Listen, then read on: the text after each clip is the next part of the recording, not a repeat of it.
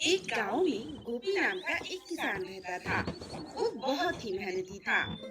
वो जितनी मेहनत करता था उतना ही गरीब था, क्योंकि उसे उसकी मेहनत का पूरा फल नहीं मिलता था। कभी फसल बाढ़ में डूब जाती थी, तो कभी फसल खराब हो जाती थी, तो कभी फसल का सही दाम भी नहीं मिलता था। गोपी किसी भी तरह अपनी गरीबी से बाहर निकलना चाहता था। एक दिन वो अपनी पत्नी के साथ खेत में काम कर रहा था। तभी खेत के बगल से बहने वाली नदी में उसे एक टोकरी बहती हुई दिखाई दी। ओह, मैं तो थक गई हूँ खेत में काम करते करते। हेलो। मुझसे अब और नहीं होगा। मेरी तो किस्मत ही फूटी थी आप कौन? जो मैंने तुमसे शादी की। ऐसा ना बोलो भाग्यवान। हम दोनों खूब मेहनत करेंगे, हाँ। तुम देखना। एक दिन गांव के अमीर कितना? लोगों की तरह हम भी बहुत धनवान होंगे। रुक जाओ, अभी बता रहा हूँ। यही बोलकर तो तुमने मुझसे शादी की थी। शादी को 3 साल हो गए। ना तो मेरे नसीब में धन आया और ना ही तो आराम। सुबह काम, दोपहर को काम और शाम को भी काम। वो देखो भाग्यवान, नदी में एक टोकरी बहकर आ रही है। लगता है उसमें कुछ है।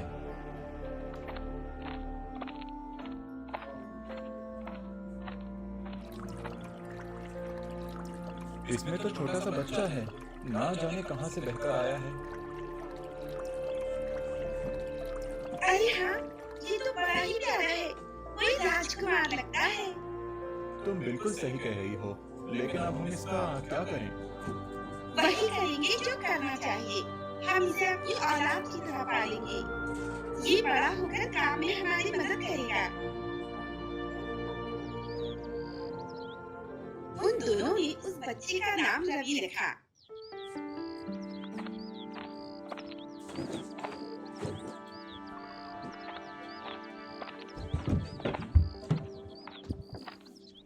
महाराज, आपके कहे अनुसार इस वर्ष भी पूरे राज्य में ऐलान करवा दिया गया है कि जो भी कोई राजकुमार को ढूंढ कर लाएगा उसे उचित इनाम दिया जाएगा। आज ही के दिन हमारा बच्चा हमसे बिछड़ गया था। न जाने वो किस हाल में होगा, कहाँ होगा, क्या कर रहा होगा। आज से पूरे 15 वर्ष हो गए उसे ढूंढते हुए, लेकिन वो हमें नहीं मिला। मेरी ही गलती की वजह से हमारा बेटा बिछड़ गया। अगर उस दिन मैं उसे नदी के किनारे ना ले गई होती, तो वो आज भी हमारे साथ होता। तुम चिंता ना करो, हम उसे ढूंढ लेंगे। एक एक करके 15 साल बीत गए। इस दौरान उनके 2 बच्चे हुए, एक लड़का, एक लड़की। लड़के का नाम उन्होंने प्रकाश रखा और लड़की का नाम रानू।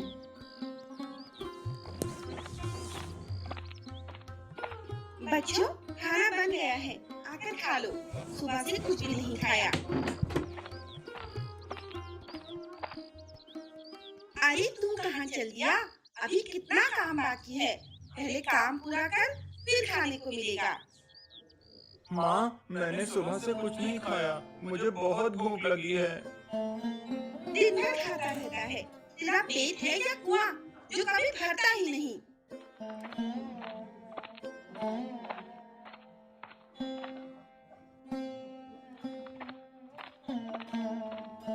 जल्दी से लकड़ी काट ले, खेत में भी चलना है, बहुत काम बाकी है।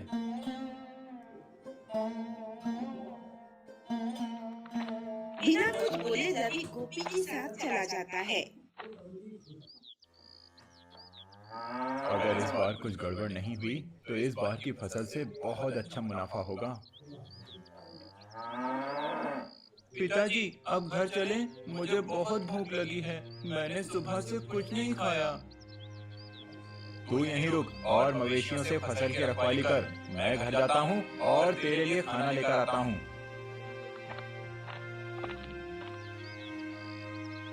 गोपी और सावित्री रवि के साथ सौतेला व्यवहार करते थे। वो दोनों उससे पूरा दिन काम करवाते थे और उसे पेट भरकर खाना भी नहीं देते थे। लेकिन बहुत ही जल्दी सब कुछ बदल गया। बहुत देर हो गई, लेकिन पिताजी अभी तक खाना लेकर नहीं आए।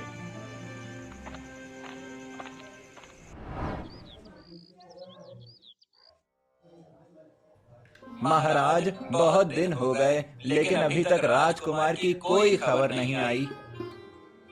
लगता है इस वर्ष भी हमारा बेटा नहीं मिलेगा। मिलेगा, जरूर मिलेगा। मुझे पूरा विश्वास है कि बहुत ही जल्द हमारा बेटा हमारे पास होगा। तुझे पता है हमारे पड़ोसी राज्य के राजा का बेटा आज से 15 साल पहले खो गया था, जो आज तक नहीं मिला। हाँ, मैंने भी सुना है कि 15 साल पहले राजा का बेटा नदी में बह गया था, जिसे वो ढूंढ रहा है, और जो भी उसके बारे में बताएगा राजा उसे बहुत बड़ा इनाम देगा। कहीं ये लोग रवि के बारे में बात तो नहीं कर रहे? अगर ऐसा है तो मैं बहुत ही जल्द माला माल होने वाला हूँ।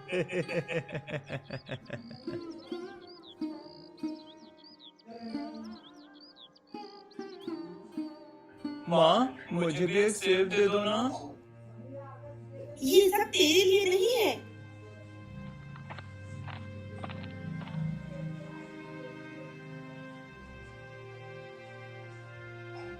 अरे तुम ये क्या कर रहे हो? पागल हो गए हो क्या? चुप करो, मैं अपने बेटे को सेब दे रहा हूँ। अरे लेकिन लेकिन कुछ नहीं, तुम जल्दी से मेरे बेटे के लिए एक प्लेट में मिठाई रख कर लाओ। न जाने उन्हें आज क्या हो गया है। लगता है पगला गए हैं। अरे भाग्यवान, मैं पगलाया नहीं हूँ, बल्कि बहुत खुश हूँ। जो खबर मैं अभी अभी सुनकर आया हूँ, अगर वो तुम सुन लोगी तो तुम खुशी से नाचने लगोगी। ऐसा क्या सुन लिया आपने? फिर तो हम माला माल हो जाएंगे। ये रवि हमारे लिए खजाने से कम नहीं है। अब से तुम इसका ख्याल रखना, अपने बच्चे से ज्यादा रखना, तभी राजा हमें इनाम देगा, नहीं तो। तुम चिंता न करो जी, मैं रवि को अपने बच्चों से भी बढ़कर प्यार दूंगी।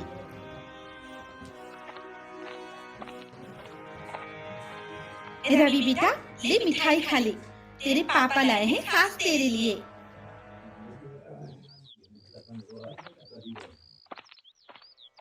अरे ये क्या रवि बेटा, तू ये काम क्यों कर रहा है? चल मेरे साथ, मैंने तेरा मनपसंद गाजर का हलवा बनाया है। आज मैं तुझे अपने हाथों से खिलाऊंगी।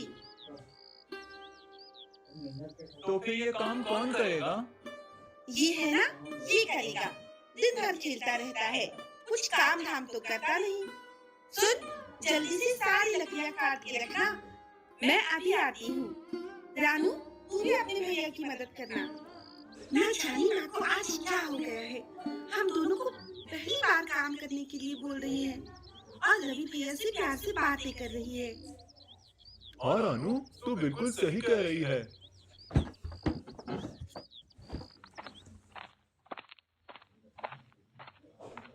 रवि बेटा, ये तू क्या कर रहा है? ये मुझे दे और तू घर जाकर आराम कर, तू थक गया होगा। लेकिन पिताजी, अभी काम पूरा नहीं हुआ। बाकी काम मैं कर लूंगा, तू घर जा।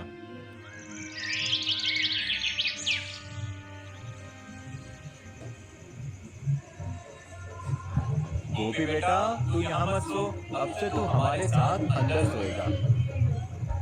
ना जाने माँ और पिताजी को क्या हो गया है। आज से पहले तो उन्होंने मुझसे इतने प्यार से कभी बात नहीं की। मुझे तो कुछ गड़बड़ लगती है।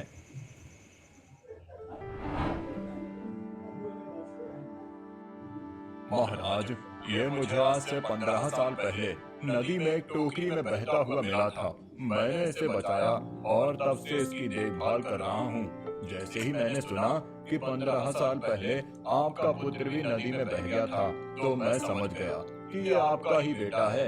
इसीलिए मैं इसे लेकर आपके पास चला आया। नहीं महाराज, इनाम के लालच में ये झूठ बोल रहा है। आपका असली बेटा वो नहीं, ये है। मैंने 15 साल पहले इसे नदी में डूबने से बचाया था। नहीं महाराज, आप इसकी बातों पर भरोसा मत करिए। तुम दोनों चुप हो जाओ। कौन सही है और कौन गलत, उसका पता मैं अभी लगाता हूँ।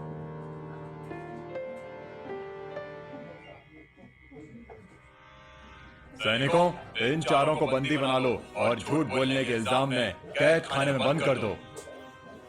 महाराज, आपने कैसे पहचाना कि वो दोनों ही झूठ बोल रहे हैं?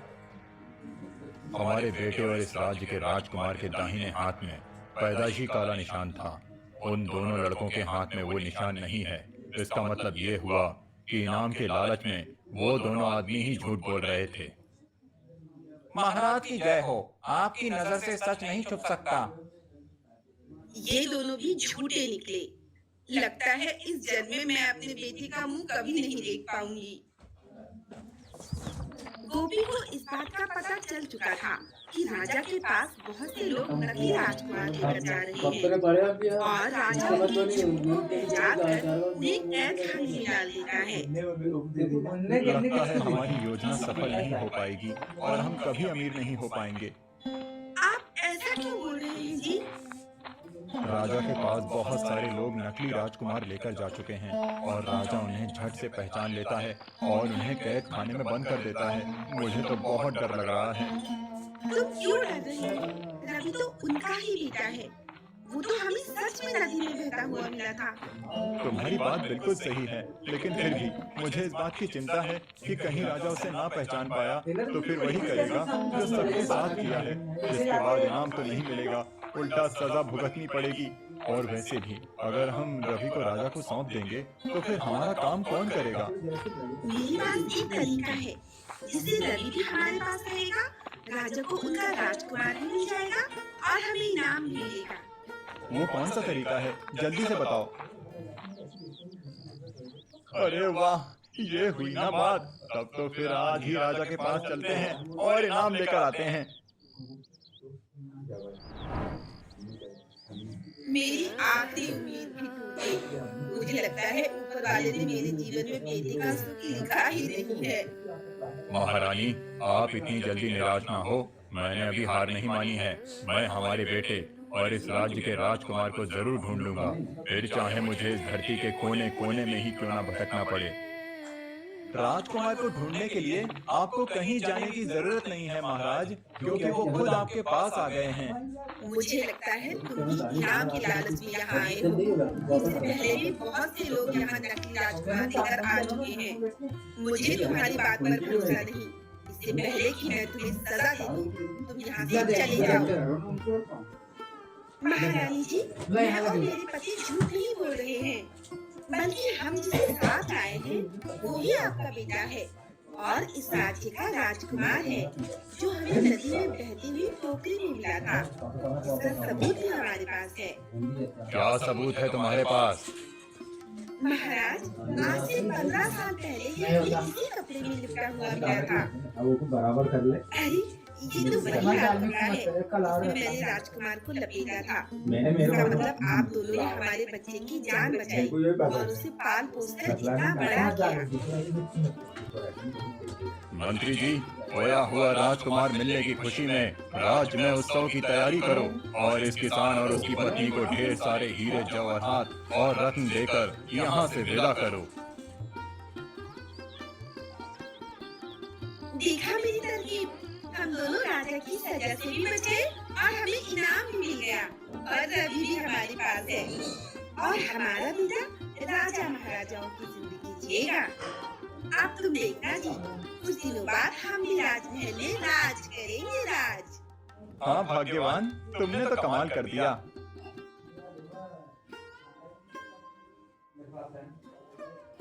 अरे, ये तो राजकुमार नहीं है। उस किसान ने मुझे बेवकूफ बनाया।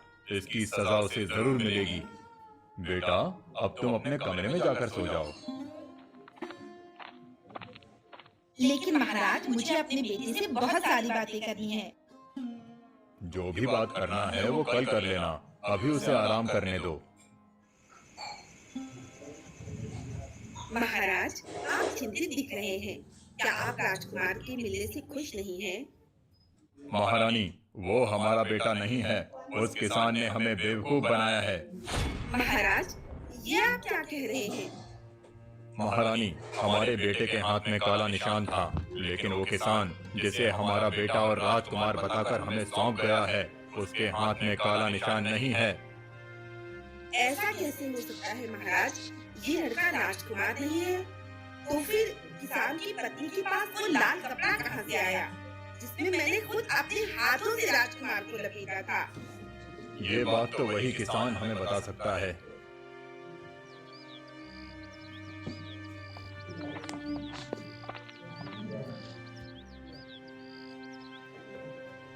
महाराज, आपने यहाँ आने का कष्ट क्यों किया? मुझे बुला लेते, मैं ही आ जाता।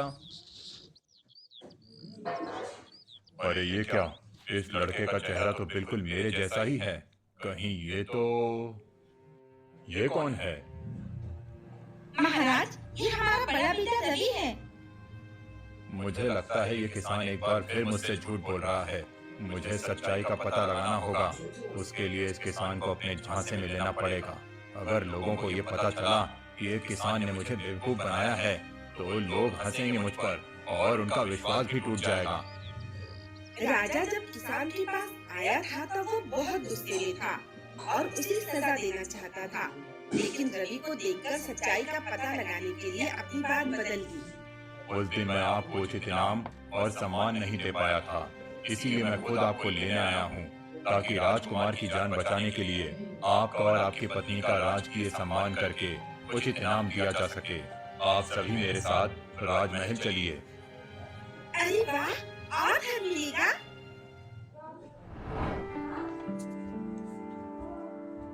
महाराज, जल्दी से हमें हमारा इनाम दे दीजिए ताकि हम यहाँ से जा सके। इतनी भी क्या जल्दी है? तुमने जो किया है उसका उचित इनाम तुम्हें बहुत जल्द मिलेगा, लेकिन उससे पहले मैं तुमसे सच जानना चाहता हूँ। कैसा सच महाराज? मेरा असली बेटा और राजकुमार कौन है? ये है महाराज। तुम दोनों ने मुझे बेवकूफ समझा है। सच सच बताओ, असली राजकुमार कौन है? नहीं तो मैं तुम्हें भूखे शेरों से भरे पिंजरे में डलवा दूंगा। वो तुम्हें जिंदा ही खा जाएंगे। महाराज, मुझे क्षमा कर दो। मुझसे बहुत बड़ी गलती हो गई। मैं सच सच कह रहा हूँ, रवि ही राजकुमार है। इनाम के लालच में आकर मैंने और मेरी पत्नी ने आपसे झूठ बोला था। महाराज तो मजाक कर रहे हैं। महल में शेर तो है ही नहीं, लेकिन तुमने लालच में आकर जो झूठ बोला उसकी सजा तो मिलेगी। हमें क्षमा कर दीजिए महारानी जी। हम दोनों लालच में आ गए थे, इसलिए हमने अपने बेटे को राजकुमार बताकर आपको सौंप दिया था। तुम दोनों ने जो किया है उसके लिए मैं और महाराज तुमसे बहुत ज्यादा गुस्सा हैं। लेकिन तुम दोनों ने इस राज्य के राजकुमार की जान बचाई है, इसीलिए मैं तुम्हारी सजा माफ करती हूँ। अभी इसी समय यहाँ से चले जाओ।